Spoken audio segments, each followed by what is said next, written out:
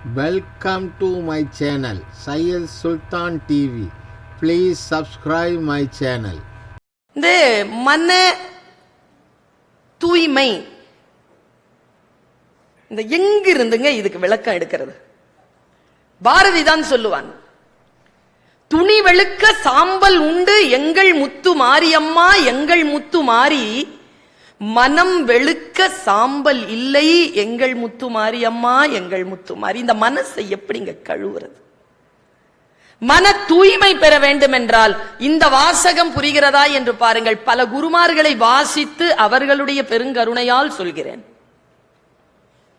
மன தூய்மைங்கிறது ஒன்னும் கிடையாதுங்க. எல்லோரும் மன தூய்மை கொண்டவர்களா? எத்தனையோ மிகப்பெரிய நிலையில் இருக்கின்றவர்கள் எல்லாம் இவர்கள் மன தூய்மை கொண்டவர்கள்னு சொல்ல முடியுமா? மன தூய்மை என்பது ஒரு நிலை, பர்மனண்டா அது இருக்காதுங்க. அது ஒரு நிலை, நம் எல்லோரையும் கடந்து போகும் ஒரு நிலைதான் மன தூய்மை. அந்த மன தூய்மை கடந்து போகின்ற அந்த நிலை எது தெரியுமா? அந்த புள்ளி எது தெரியுமா? மன அமைதி. எந்த மனம் அமைதியாக இருக்கிறதோ அந்த மனமே தூய்மையாக இருக்கிறது. எந்த மனம் பொங்கிக் கொண்டிருக்கிறதோ, எந்த மனம் அலைகழிக்கப்பட்டுக் கொண்டிருக்கிறதோ அந்த மனம் தூய்மையாக இருக்க வாய்ப்பே கிடையாது. இதோ இந்த மனம் இரண்டு கைகளை விரித்து நம்மை ஆசீர்வதித்துக் கொண்டிருக்கக்கூடிய இந்த மனம் இருக்கிறதே, அது தூய்மையான மனம். அந்த தூய்மைக்கு காரணம் மன அமைதி. மன அமைதியோடு இருப்பது,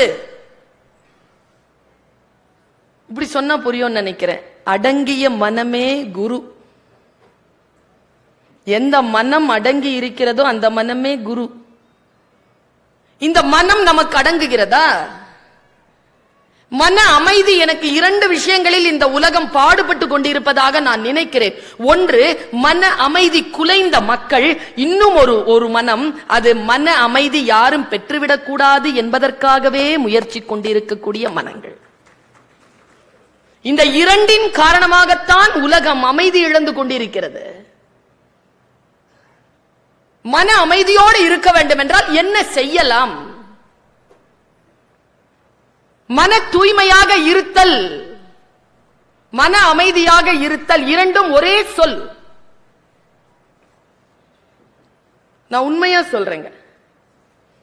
ஆற்றல் பெருக வேண்டும் என்றால், ஒழுங்காற்றல் பெற வேண்டும் என்றால், நல் ஒழுக்க ஆற்றல் பெற வேண்டும் என்று சொன்னால் நல்ல சொற்களை சொல்லி பழக வேண்டும். நேற்று இரவு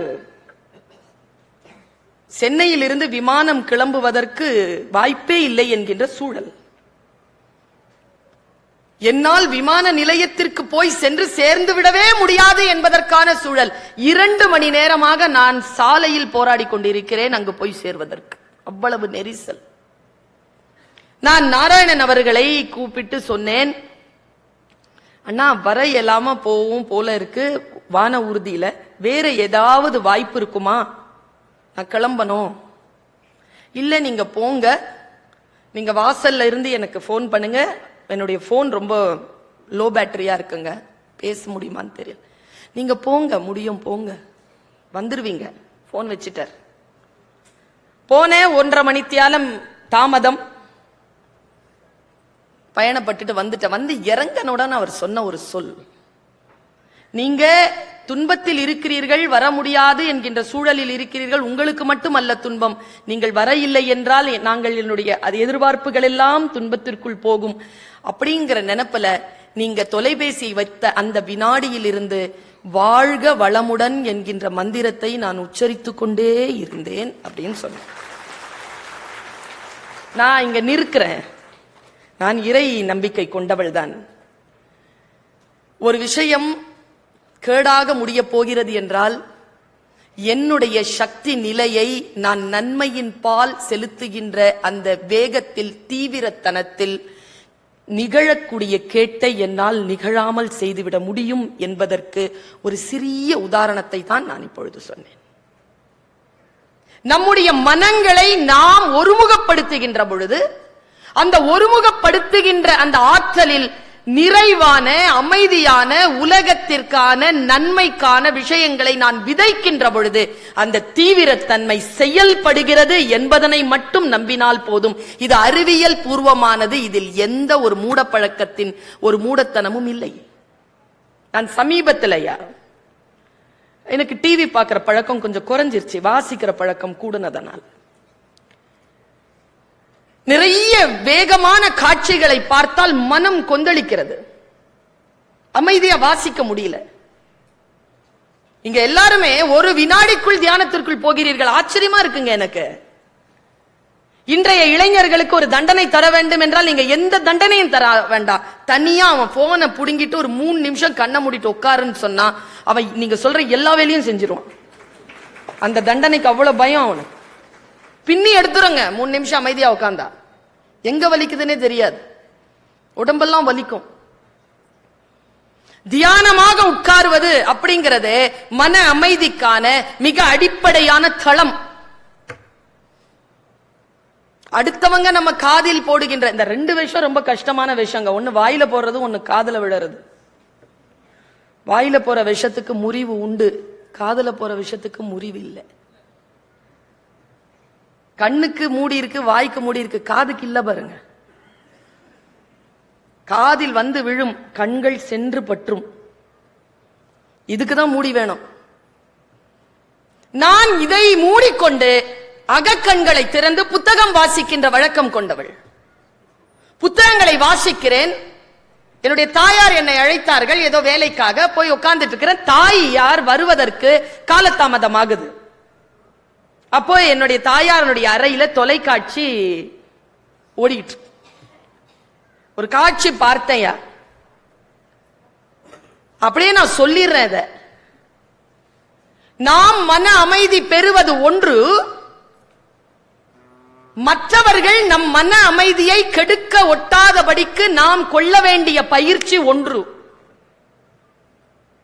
யாரும் நமக்கு தொந்தரவு செய்யவில்லை என்றால் நாம் மன அமைதியாக இருப்பது என்பது நம் பயிற்சியில் நமக்கு வரும்.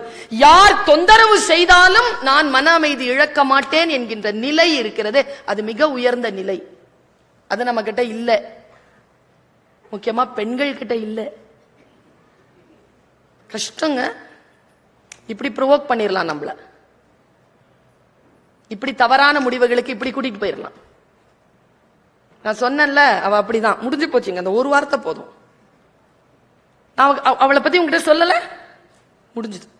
என்ன சொன்ன என்ன பத்தி? மன அமைதி கெடும். அடுத்தவர்கள் நம் மன அமைதியை கெடுக்கிறார்கள். நம் மன அமைதி கெடுகின்ற பொழுது இந்த உலக அமைதி கெடுகிறது என்பதனை மட்டும் புரிந்து கொண்டால் போதுமானது. மன அமைதியை கெடுக்கின்றவர்களுடைய நோக்கம் நம் அமைதி மட்டும் கெடுவதல்ல, நம் மூலமாக சில அமைதிகளை கெடுப்பதும் தான். தொலைக்காட்சியில ஒரு சீரியல், நான் சீரியல் பார்க்க மாட்டேன். அது பக்கத்து வீட்டு ஜன்னலை ஆபாசமாக எட்டி பார்ப்பதற்கு சமம். நான் பார்ப்பதில்லை. இப்பொழுதெல்லாம் அது பார்ப்பது ரொம்ப சுகமான ஒரு விஷயமா போயிடுச்சு. நான் ஏதோ சாமி தொடர்பா ஒரு காட்சி போய்கிட்டே, சக்தி, எனக்கு சக்தி பிடிக்கும், பார்த்துட்டு இருக்கேன். ஒரு காட்சி வந்ததுங்க, என் மனசுல ஏதோ கதவு திறந்துருச்சு. நான் அதை நான் அறிந்த மொழியில் சொல்ல முயற்சிக்கிறேன். இறை அருளும் குரு அருளும் இருந்தால் உங்களுக்கும் புரியும். ஆதிபராசக்தி அப்படி வந்து நிக்கிறா. ஆதிபராசக்தியினுடைய சக்தி கூடிக்கிட்டே போகுது. நாமெல்லாம் தான் ஆதிபராசக்தி. சக்தி கூடிக்கிட்டே போகுது. ஒரு அசுரன் நின்று தவம் செய்கிறான். அந்த அசுரனின் பெயர் துர்கா மாசுர், அவன் பேரு. அவனை வதம் செய்ததனால் துர்கைங்கிற பேர் இவளுக்கு வருது.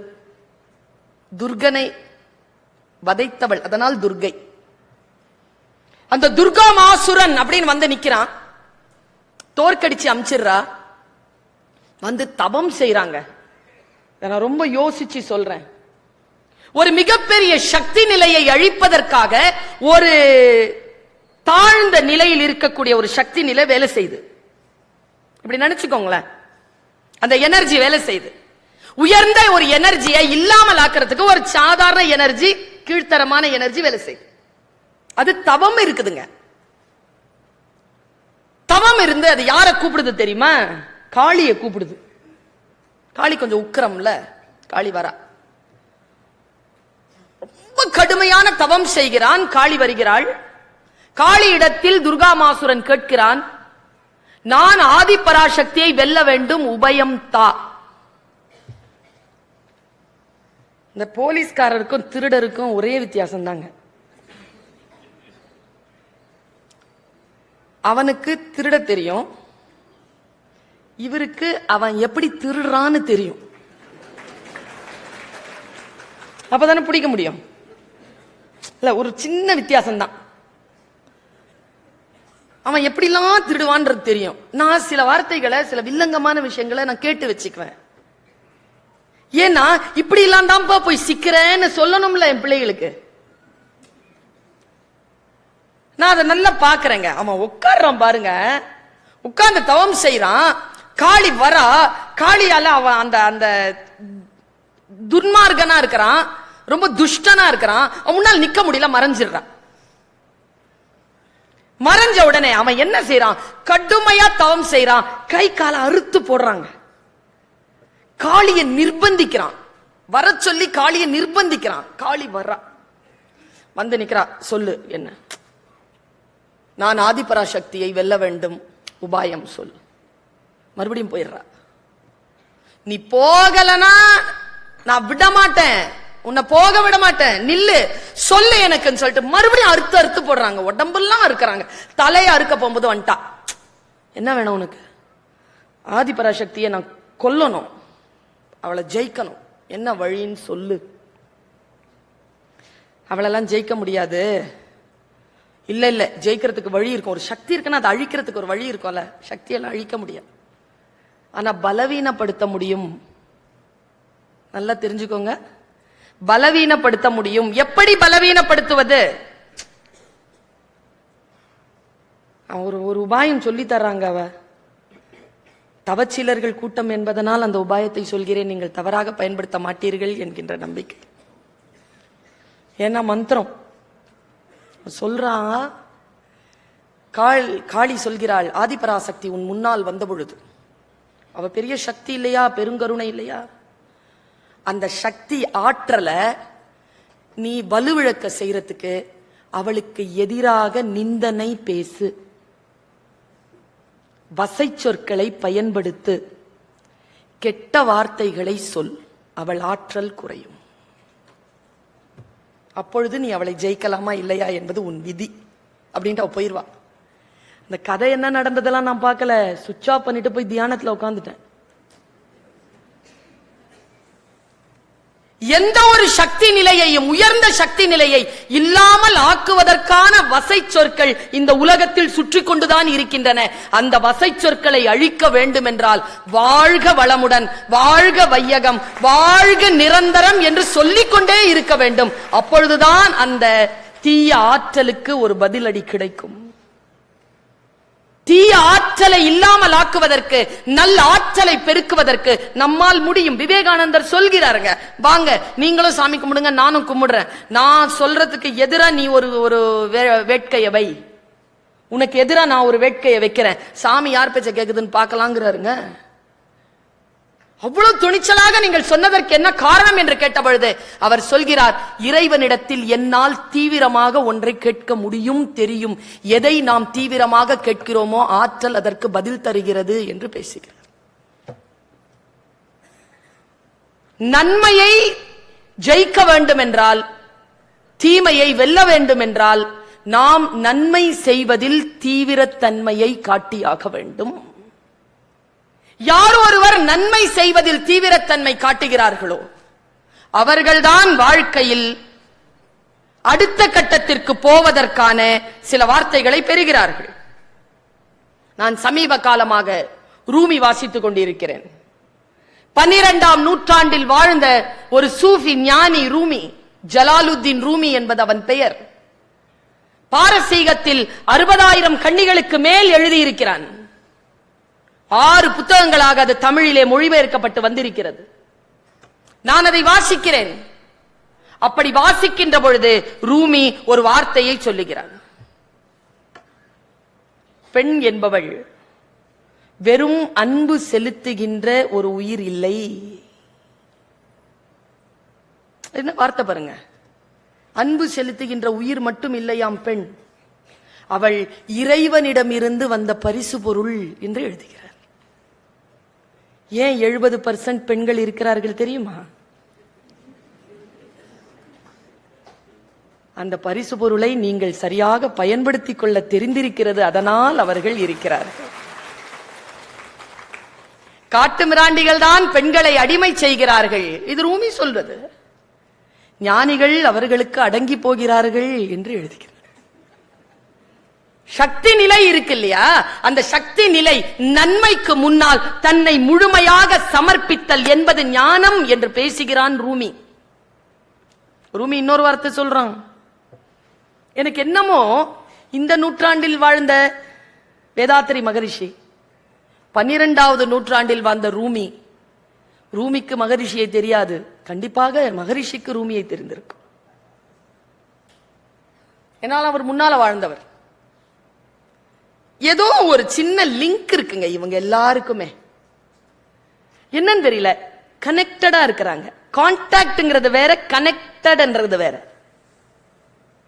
ஐயா தான் சொல்லுவார், குருஜி சொல்லுவார், உறவு என்பது வேறு, உணர்வு என்பது வேறுன்னு சொல்லுவார்.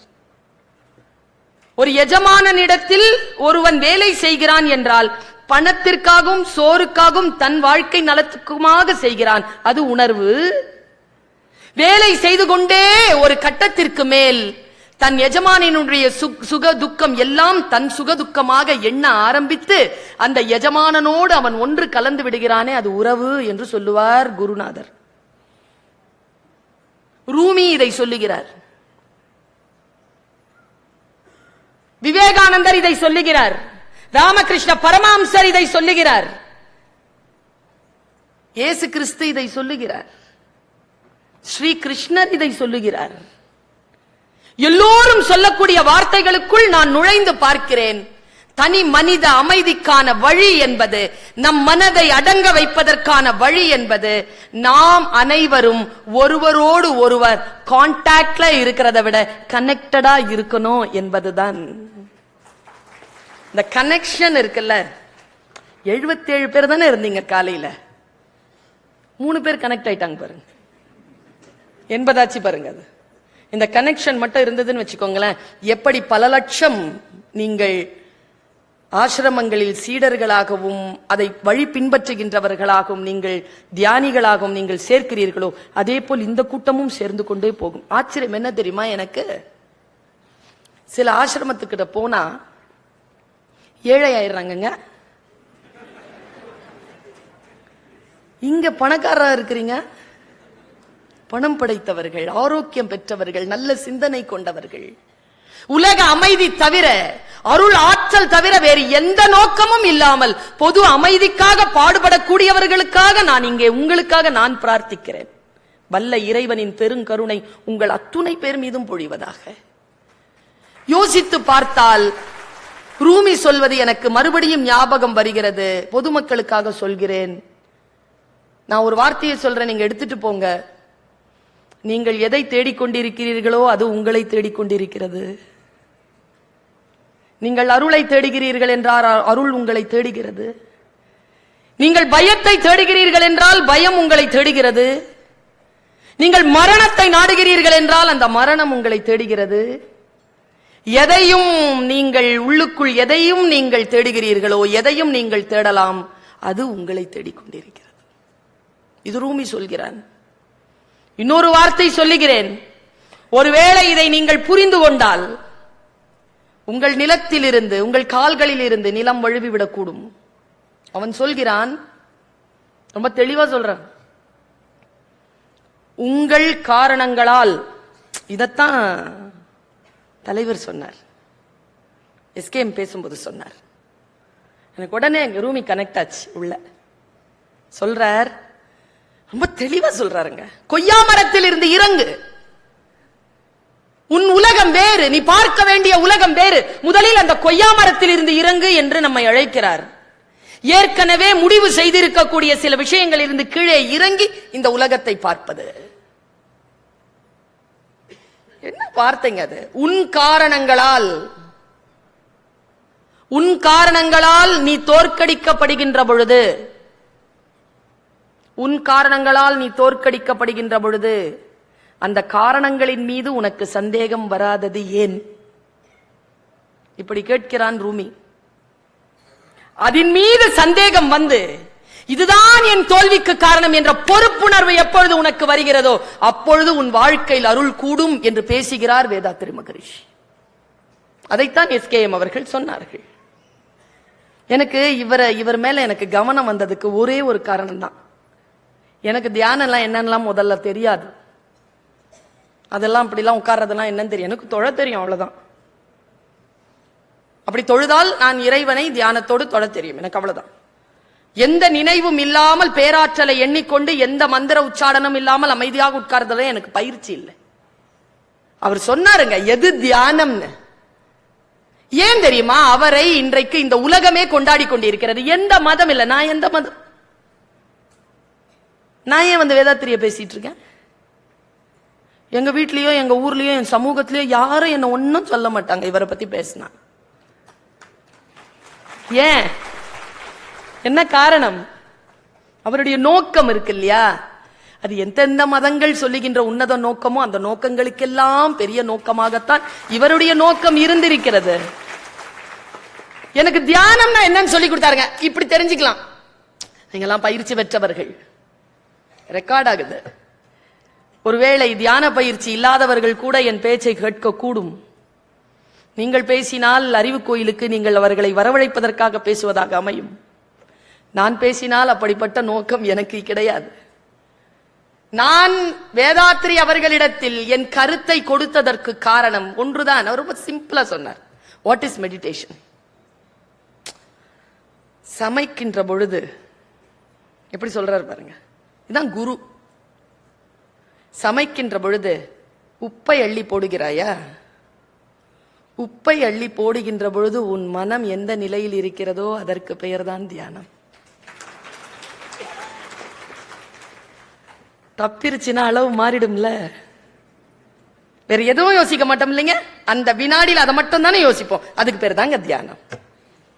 அது ஒரு வினாடி நிகழ்கிறது. வாழ்க்கை முழுவதும் அன்றாடம் முழுவதும் அது நிகழ வேண்டும் என்கின்ற பயிற்சி தான் இவர்கள் தருகிறார்கள். அவ்வளவுதான். இந்த மனதை ஒருநிலைப்படுத்துவது, இந்த மனதை ஒரு நிலைக்கு கொண்டு செலுத்துவதற்காக, அடுத்த நிலைக்கு போவதற்காக முயற்சி செய்வது. காலையில ஒரு 2 மெசேஜ் படிச்சங்க. என்ன ரொம்ப கலங்கடிச்சிருச்சுங்க.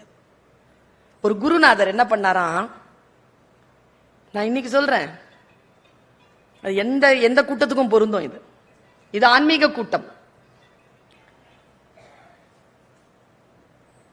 உலக அமைதிக்கு மன அமைதி, தனி மனித அமைதிதான் வழி என்று பர்வின் சுல்தானாவை அழைத்து ஆழியார் அறிவு திருக்கோயில் பேச்சு நடத்தி கொண்டிருக்கிறது. வரலாற்று சிறப்புமிக்க கூட்டம். பாருங்க, காலைல படிச்ச ஒரு குருநாதர் ஒருத்தர் இருந்தாராம். இவரை மாதிரி இல்ல, இவரை மாதிரிலாம் யாரும் இருக்க முடியாது. இன்னொரு குரு. ஏன்னா இறைவன் ஒவ்வொருவரையும் எப்படி படைக்கிறாங்க. வாசிச்சா ஒரு ஆசிரமத்திற்கு வருகிறார் ஒரு குருநாதர். ஆசிரமத்தை தன்னுடைய சீடர்களிடத்துல விட்டுட்டு போயிட்டார். அது இந்த மாதிரி ஒழுங்கா இல்ல. அந்த ஆசிரமம் அடுத்தடுத்த கட்டத்துக்கு வளரல. உள்ளுக்குள்ளேயே சிக்கல். அவருக்கு என்னமோ தோணிருச்சு, திரும்பி வந்துட்டார். வந்துட்டு அந்த சத்சங்கம் ஒண்ணு நடத்துறார்.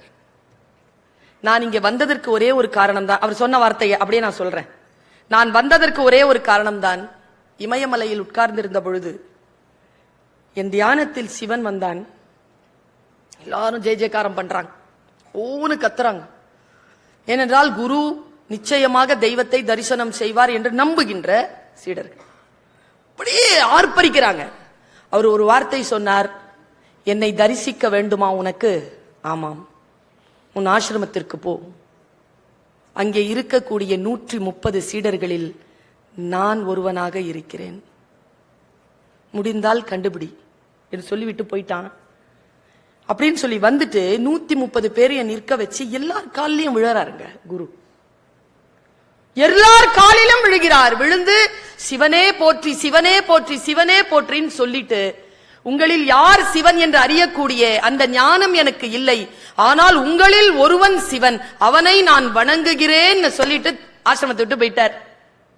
அன்றிலிருந்து அந்த ஆசிரமத்தில் குழப்பங்கள் நீங்கின. ஒருவரை ஒருவர் பார்க்கின்ற பொழுது இவன் சிவனாக இருக்கக்கூடுமோ, இவன் சிவனாக இருக்கக்கூடுமோ என்கின்ற அச்சத்தில், என்கின்ற அருள் பெருக்கெடுப்பில் அந்த ஆசிரமம் மிக சிறப்பாக வந்தது என்று சொல்லிவிட்டு அந்த செய்தி அனுப்பி அவர் சொன்னார், இந்த மெசேஜை வாசித்துக் கொண்டிருக்கின்றவர்களுடைய காலிலும் நான் பணிகிறேன், அவர்களில் கூட ஒருவர் சிவனாக இருக்கக்கூடும். நாம் பார்க்கக்கூடிய அத்தனை பேரிடத்திலும் தான் அந்த அருட்பெரும் ஜோதியின், அந்த அருட்பெரும் கருணையின், அந்த பேராற்றலினுடைய துளி இருக்கிறது. ஆனால் அதை வெளிப்படுத்தக்கூடிய வாய்ப்பு நிறைய பேருக்கு இல்லை. அந்த வாய்ப்பை வெளிப்படுத்தக்கூடிய களம் தான் இத்தகைய பயிற்சி களம் என்று நான் கருதுகிறேன். ஒரு பாம்பு ஒன்று இருந்துச்சாங்க. உங்கள் மனதில் ஏதேனும் மாற்றங்கள் வருகிறதா என்று பாருங்கள். ஒரு பாம்பு இருந்துச்சான். திடீர்னு ஒரு சமையலறைக்குள்ள நுழைஞ்சிருச்சு. அதுக்கு தெரியாது சமையலறைன்னு. போயிட்டே இருக்கும் பொழுது ஒரு கத்தி அதனுடைய உடம்ப கீறிடுச்சு. கத்தி கீர்ந்த உடனே திரும்பி பார்த்துச்சு பாம்பு. கத்திய ஒரு முறைச்சுது. என்னையா வெட்டுனேன்னு வந்து கொத்துச்சிங்க. வாய் கிழிஞ்சிருச்சிங்க. ரத்தம் வர அப்படியே அந்த கத்திய பின்னி பெனஞ்சி அப்படி ஒரு போராட்டம் போட்டு துண்டு துண்டாயி செத்து போச்சுன்னு ஒரு மெசேஜ். கோபம் என்பது யாரோ ஒருவன் செய்யும் தவறுக்கு நமக்கு நாமே கொடுத்து கொள்ளும் தண்டனை. நமக்கு நாமே கொடுத்து கொள்ளும் தண்டனை.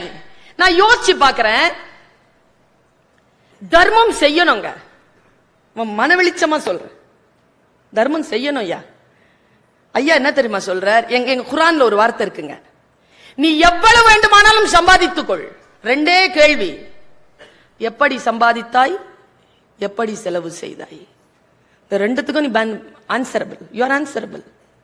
தண்ணீருக்கு கேள்வி இருக்குங்க, நான் கொடுக்கிறேன். இயற்கை நமக்கு கொடுத்திருக்கிறது, நாம் கொண்டு வரவில்லை. அதை விலை கொடுத்து வாங்க முடியாது. அடுத்த தலைமுறைக்கு அதை பாதுகாப்பாக கொடுத்து செல்ல வேண்டும். இந்த உடம்பு இயற்கை கொடுத்தது, திருப்பி இயற்கைக்கே திருப்பி கொடுக்கணும். இந்த உடம்ப தயார் நிலையில் இருக்க வேண்டும். யோசிச்சு பார்த்தா இந்த உடலை, இந்த இயற்கையை எப்படி பார்க்கிறார் தெரியுமா குரு? சூப்பருங்க, ஆச்சரியமா இருக்குங்க எனக்கு. இப்படிலாம் சொல்ல முடியுமா ஒரு 5 கோடி ரூபாய் சம்பாதிச்சுக்கோங்கிறாருங்க. சம்பாதிக்கணுமா? எங்க 50 ரூபாய்க்கே வழி இல்ல. அண்ணனை கேட்டு பாருங்க. அவர் என்ன தெரியுமா சொல்றாரு? ஏன் தெரியுமா இவங்க எல்லாம் திருப்பி கொடுக்கறாங்க? இதெல்லாம் திருப்பி கொடுக்கறது தான். என்ன நினைக்கிறீங்க? இதெல்லாம் திருப்பி கொடுக்கறது தான்.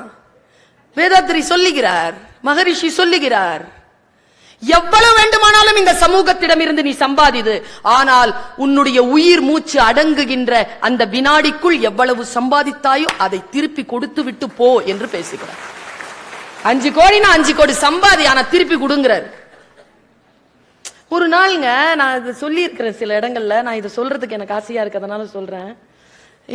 நான் பேங்காக் போயிருந்த போது எனக்கு நான் நல்லா பேசுறேன்னு சொல்லிட்டு நம்பி அவங்க எனக்கு ஒரு பட்டம் கொடுத்தாங்க. அந்த பட்டத்தை கொடுத்துறதோட நிறுத்தி இருக்கலாம், உங்களை மாதிரி புக்கு கொடுத்து.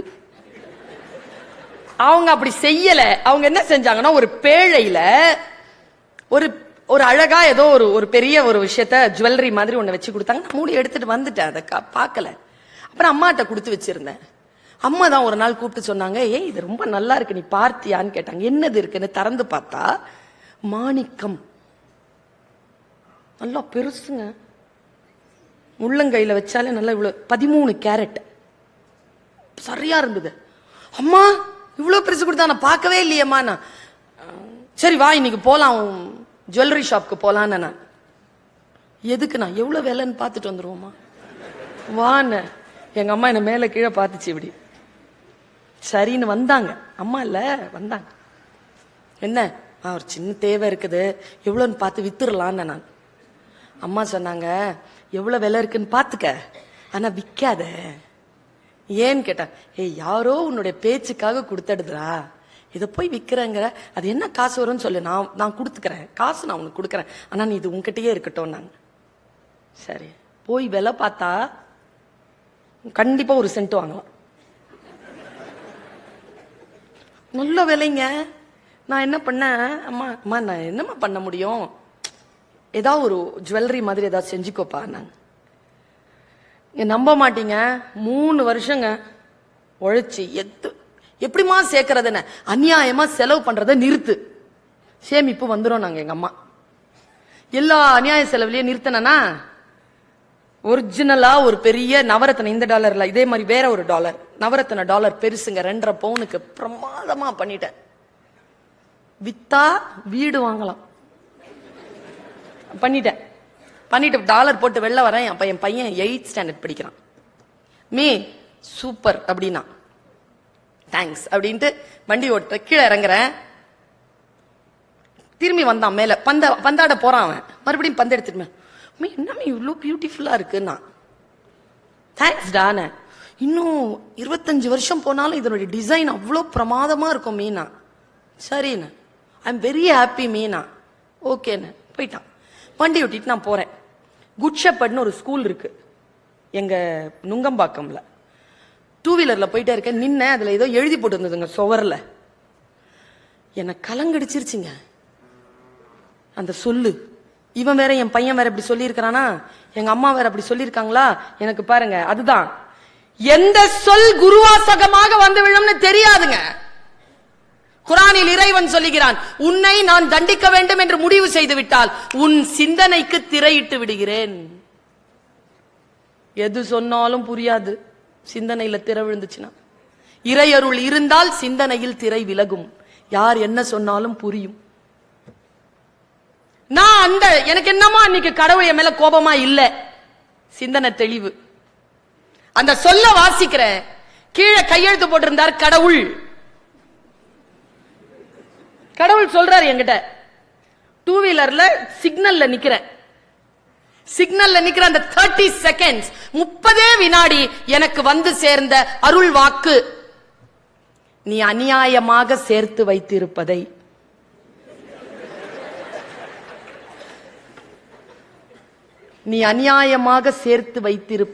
அனுபவிப்பதற்கு என் ஆசீர்வாதம் கொண்ட ஒருவன் வருவான்.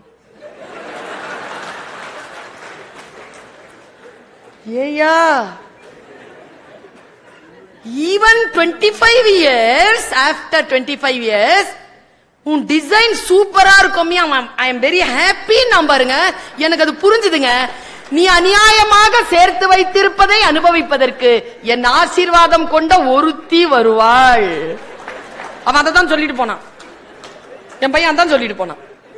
அப்புறமா தான் நினைச்சு பார்த்தேன், அநியாயமாக செலவு செய்வது மட்டும் மன அமைதியை கெடுக்கும் வழி அல்ல, அநியாயமாக சேர்த்து வைப்பதும் மன அமைதியை கெடுக்கும் வழி.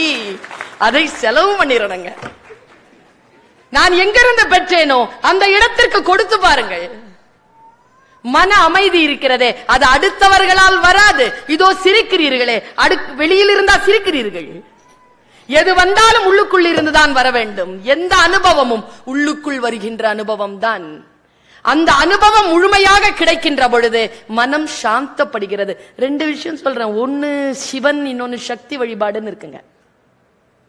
சிவனுக்கு அபிஷேகம், சிவ வழிபாடு போய் பாருங்க, அபிஷேகம். சக்திக்கு சாந்தம்ங்க, சொற்கள் சாந்தம். எங்கே நல்ல சொல் இருக்கிறதோ, எங்கே ஒரு பெண் அமைதியாக இருக்கிறாளோ அந்த சூழல் சுபிக்ஷமாக இருக்கும். இவ்வளவு பெண்கள் அறத்தோடு இல்லறத்தோடு அமைதியான மனநிலையோடு ஒரு இயக்கத்திற்குள் இணைந்திருக்கிறீர்கள் என்று சொன்னால் நான் அந்த இயக்கத்தையும் பாராட்டுகிறேன், உங்களையும் நான் பாராட்டுகிறேன். இவ்வளவு மன ஆற்றல், இவ்வளவு தெளிவு, இவ்வளவு மன அழுத்தங்கள் இல்லாத ஒரு வெளிப்படையான சூழலில் வாழக்கூடியவர்கள், அடுத்தவர்கள் இன்பமாக இருக்க வேண்டும் என்று தினந்தோறும் பிரார்த்திப்பவர்கள். இங்க சேலத்துக்கு மத்தியில ஒரு ஒரு வயல்ல சோளம் போட்டுட்டு இருந்தாங்க. அவர் அன்னைக்கு அவார்டு வாங்கினார். அந்த நண்பரை நான் சந்திச்சேன். அவர்கிட்ட நான் கேட்டேன், எப்படி 5 வருஷமா அவார்டு வாங்கிட்டே இருக்கிறீங்க, உங்க சோளத்துல அப்படி என்ன இருக்குதுன்னு. அவர் ஒரு விஷயம் சொன்னாருங்க, என் சோளத்துல ஒண்ணும் இல்ல, என் நிலம் இருக்கிற பக்கத்துல முக்கியமா ஒரு 2 கிலோமீட்டர் டயாமீட்டருக்கு நிறைய நிலங்கள் இருக்கு. அந்த நிலங்களுக்கெல்லாம் நான் இந்த சோள விதையே கொடுக்கறேன். நீங்க அந்த நிலத்துக்கு விதைய கொடுத்தீங்கன்னா உங்க நிலம் எப்படி நல்லா ஆகும்னா, அது நான் உங்களுக்கு சொல்றதுக்காக தாங்க நான் வந்திருக்கிறேன், அதனால தாங்க நான் அவார்டு வாங்குறேன்னாரு. எப்படின்னு கேட்டேன். பக்கத்து நிலம் பழுதாக இருக்கின்ற பொழுது உங்கள் நிலத்தின் பயிர் சிறப்பாக இருக்க வாய்ப்பில்லை. எப்பொழுது உங்கள் பக்கத்தில் இருக்கின்ற நிலம் ஆரோக்கியமாக இருக்கிறதோ உங்கள் நிலமும் ஆரோக்கியமாக இருக்கும். இந்த பராசக்தி டயலாக் ஒன்னு சொல்லும்ல, என் சுயநலத்தில் பொதுநலமும் கலந்திருக்கிறது. வாழ்க வையகம் என்று சொன்னால், வாழ்க வளமுடன் என்று சொல்லுகின்ற பொழுது உங்களோடு சேர்ந்து நானும் வளம் பெறுகிறேன், உங்களோடு சேர்ந்து என் சூழலும் வளம் பெறுகிறது. நான் ஆற்றலை வெளிப்படுத்துகின்ற பொழுது அந்த ஆற்றலால் என்னை சுற்றி இருக்கின்றவர்கள் மகிழ்ச்சியாக இருக்கிறார்கள். ஒரு குருவிடத்தில் ஒருவன் கேட்டான், ஐயா நான் யோகா செய்கிறேனே மகிழ்ச்சியாக இருப்பேனா? ஐயா சொன்னார், நீ யோகா செய்தால் உன்னை சுற்றி இருக்கின்றவர்கள் மகிழ்ச்சியாக இருப்பார்கள். நாம் மன அமைதியாக இருந்தால் பக்கத்தில் இருக்கக்கூடியவர்களுடைய மன அமைதி தானாக வந்து சேரும் என்பதுதான் சூட்சுமம். ஒருத்தர் ஒரு பழம்பெடும் நடிகர், எனக்கு ரொம்ப ஆசை என்ன தெரியுமா, இப்ப எஸ்கேஎம் சார் மாதிரி, நம்முடைய ஐயா பாலசுப்ரமணியம் சார் மாதிரி, ஐயா மாதிரியான ஆட்கள் எல்லார் வீட்லயும் பர்மனண்டா ஒருத்தர் இருக்கணுங்க.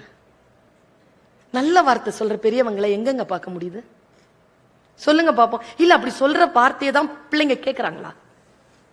2 சூழலும் கெட்ட இருக்க.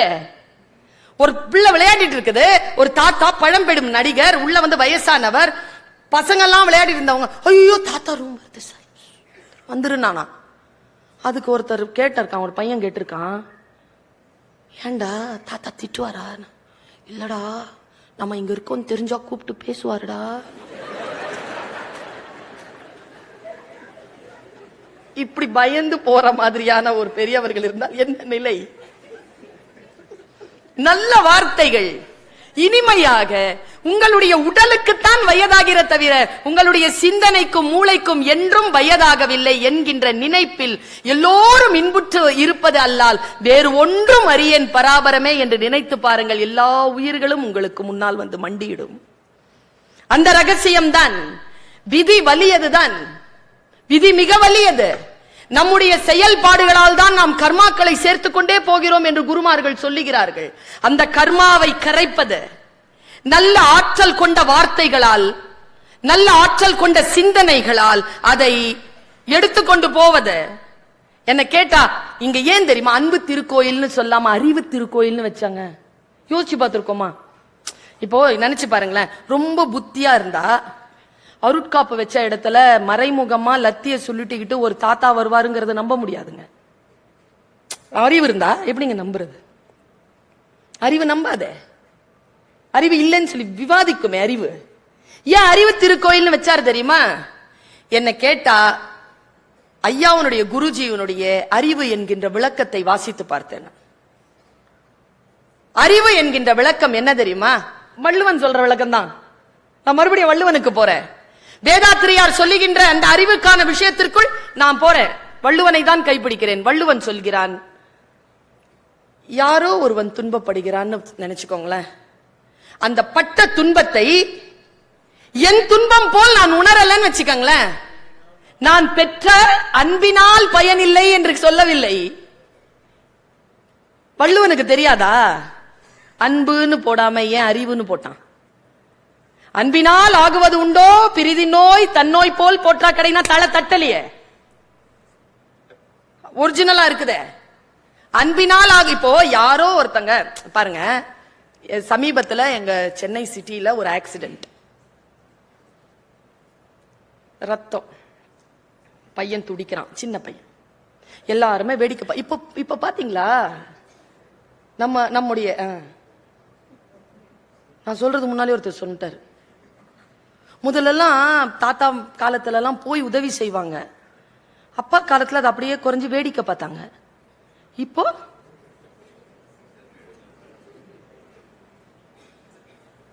சரி, உங்களை திட்டி என்ன பிரயோஜனம், இல்ல என்ன திட்டி என்ன பிரயோஜனம்? அப்படி நடந்துட்டு இருக்க ஒண்ணு. ஒரு மலையாள லேடிங்க பொழந்துகிட்டு ஓடி வந்துச்சு பாருங்க அந்த கூட்டத்தை, எந்த மோனேன்னு வந்துச்சுங்க. அந்த புள்ளைய எடுத்துட்டு ஆட்டோவை கூப்பிட்டு போட்டுட்டு நேரம் ஆஸ்பத்திரிக்கு ஓடிச்சு. ஆஸ்பத்திரியில போய் அட்மிட் பண்ணிட்டு வெளியில வந்து அவங்க மருந்து சீட்டு கேக்குறாங்க. உடனே இந்த மருந்தெல்லாம் வாங்கிட்டு வாங்க. வெளியில ஓடி போய் கடையில மருந்து கடையில மருந்து சீட்டு கேக்குறாங்க. அவ மருந்து கொடுன்னு, உடம்பெல்லாம் ரத்தம். பாட்டி அவர் சொன்னாரு, காசு அப்படின்னாரு. காசு இல்ல, மருந்து இல்லன்ட்டார். உடனே தன்னுடைய காதல இருக்கிற கடுக்கனை கழட்டி கையில கொடுத்துட்டு, நான் காசு கொடுத்து வாங்கிக்கிறேன், நீ மருந்து கொடுன்னா. மருந்து வாங்கிட்டு உள்ள போயிருச்சு. உள்ள போய் உள்ள கட்டெல்லாம் போட்டு ஐசியூ வார்டுல எல்லாமே ஃபர்ஸ்ட் எய்ட் பண்ணிட்டே இருக்கிறாங்க. ஒரு அரை மணி நேரத்துக்கு அப்புறமா மருந்து கடைக்காரர் உள்ள ஓடி வர்றார்.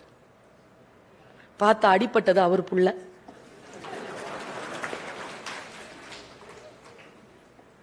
இத தூக்கி சுமந்துச்சு இல்ல, அது யாருன்னே தெரியாதுங்க. நான் ஒண்ணு சொல்லவா, இந்த பெண்கள் இருக்கிறோம்ல, நம்ம எல்லாருக்கிட்டையும் அந்த குணம் இருக்குங்க.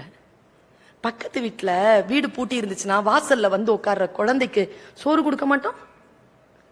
வீட்டுக்கு கூட்டிட்டு போய் உட்கார வச்சு முகம் கழுவி டிஃபன் கொடுத்து ரெடி பண்ணி டியூஷன் அனுப்ப மாட்டோம். இன்னைக்கு அந்த குணம் குறைந்து விட்டது. தூரத்தில் இருக்கும் பக்கத்து வீடு வெகு தூரத்தில் ஆயிடுச்சு. இந்த நிலை மாற வேண்டும் என்பதுதான்.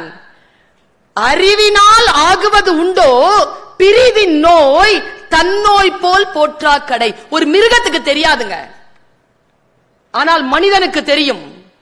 மற்றவர்களுடைய நோய் அது என் நோய் என்று, மற்றவர்களுடைய துன்பம் என் துன்பம் என்று இந்த புத்திக்கு விளங்கணும். இந்த புத்திக்கு விளங்கினாத்தான் அன்பு முகிழ்க்கும். அறிவற்றதல்ல அன்பு. அறிவு இல்லாமல் போனால் அது அடிமைத்தனம். எங்கே அறிவு செயல்பட வேண்டுமோ அந்த இடத்தில் செயல்பட வேண்டும். இதை நான் பல இடங்கள்ல நான் ஒரு வருஷமா சொல்லிட்டு இருக்கேன். ஏன்னா ஒரு வருஷமா நடந்தது இது. என் வாழ்க்கையில ஒரு வருஷம் ஆச்சு இது நடந்து. என்னுடைய அப்பா தவறினார், நாகராஜ் ஐயா தெரியும், 2017. 6 மாசம் கழிச்சு, நான் ரொம்ப வெளிப்படையா சொல்லிட்டு இன்னும் ஒரு 3 நிமிடங்களில் நான் முடித்துக் கொள்கிறேன். எங்க 6 பேரை உட்கார வச்சிருந்தாங்க. எங்க அம்மா 5 பேர், அம்மாவும் சேர்த்து 6 பேர். நல்ல வேளை யாருடைய கணவன்மாரும் மனைவிமாரும் அங்க இல்ல. எனக்கு ஒரு அண்ணன், ஒரு அக்கா, ஒரு தம்பி, ஒரு தங்கச்சி. நாங்க எல்லாம் 5 பேர் உட்காந்துருக்கோம். எங்க அம்மா திடீர்னு ஒரு டிக்ளரேஷன்,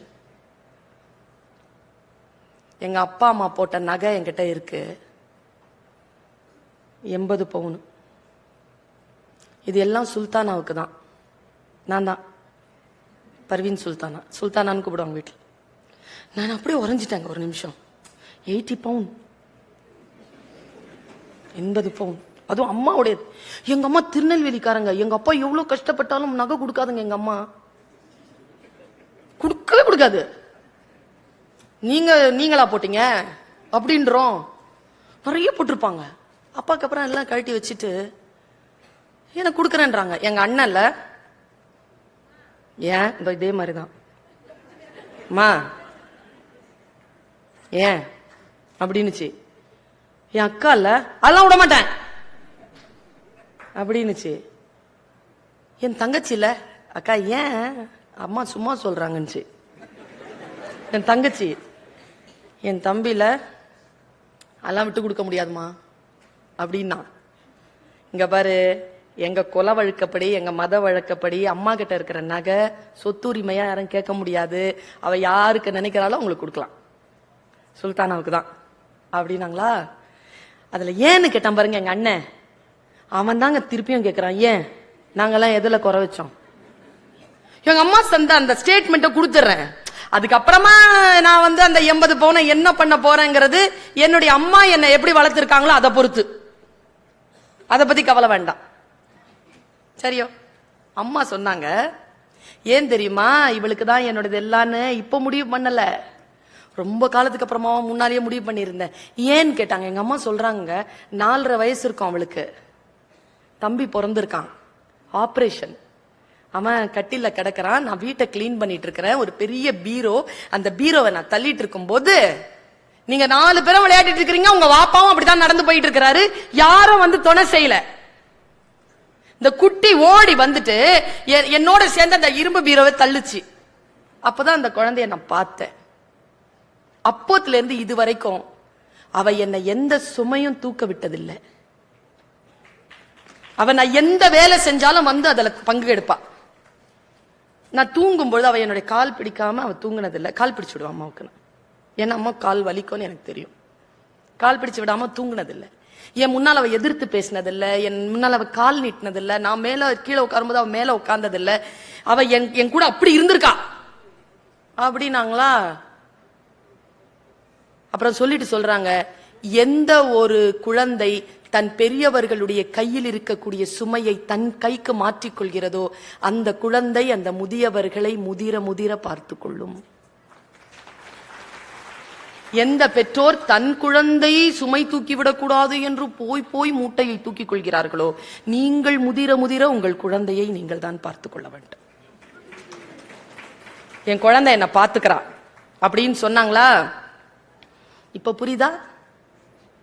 அன்பாக இருத்தல் என்பது புத்திசாலித்தனம். சொத்து கிடைக்கும், சொத்து இல்லை. பெரியவர்களின், உற்றார் உறவினர்களின், அண்டை அயலாளவர்களின், சமூகத்தின் ஆசீர்வாதமும் சேர்ந்து கிடைக்கும் என்றால் நாம் அன்பாகத்தானே இருக்க வேண்டும். அன்பாக இருப்பது புத்திசாலித்தனம். அதனால்தான் அன்பு திருக்கோயில் என்று சொல்லாமல் அறிவு திருக்கோயில் என்று சொன்னார். அன்பாக இருத்தல் என் குழந்தைகளே புத்திசாலத்தின் பார்ப்பட்டது. நான் என் சொத்து சுகத்தை, என் அருளை, என் ஆசீர்வாதத்தை உங்களுக்காக விட்டு செல்ல வேண்டும் என்றால் அறிவுடன் இருங்கள். அறிவுடன் இருப்பது என்பது அன்பாக இருத்தலுக்கான அடிப்படை என்று நமக்கு சொல்லி சென்ற இந்த பெரியவருடைய பெயரால் நான் சொல்லுகிறேன். ஒவ்வொரு தனி மனிதனும் மன அமைதியும் மன மகிழ்ச்சியும் கொண்டிருக்கின்ற பொழுது இந்த உலகம் மிக அழகாக இருக்கும். காரணம், எங்களுடைய இஸ்லாத்தில் சொல்லுவார்கள், நாம் சொர்க்கத்திற்குள் நுழைந்தால், இறந்து நாம் சொர்க்கத்திற்குள் நுழைந்தால் முதலில் மகிழ்ச்சி உறுவது யார் என்றால் முகமது நபிகளோ அல்லது நம்மை பெற்றவர்களோ நம் நண்பர்களோ இல்லையாம், நம்மை படைத்த அந்த இறைவன்தான் ஆகப்பெரிய மகிழ்ச்சி அடைவான் என்ற பொழுது நாம் சொர்க்கத்திற்குள் நுழைவதற்கான வாயில் என்பது நாம் அமைதியாகவும் நாம் அன்பாகவும் இருப்பது. இதனால் அடுத்தவர்களுக்கு அதை கடத்த முடியும் என்று சொல்லி அத்தனை பேரையும் என் தமிழால் வாழ்த்தி நாம் தனி மனித அமைதி பெறுவோம். மன தூய்மையாக இருக்க நாம் பாடுபடுவோம். இந்த உலகம் அமைதியாக இருக்கட்டும். இந்த உலகம் செழித்து நம் தலைமுறைக்கு அற்புதமான ஒரு உலகமாக அமையட்டும் என்று சொல்லிக்கொண்டு வாய்ப்பளித்த அனைத்து நெஞ்சங்களுக்கும் நன்றியை தெரிவித்து விடை பெறுகிறேன். நன்றி, வணக்கம்.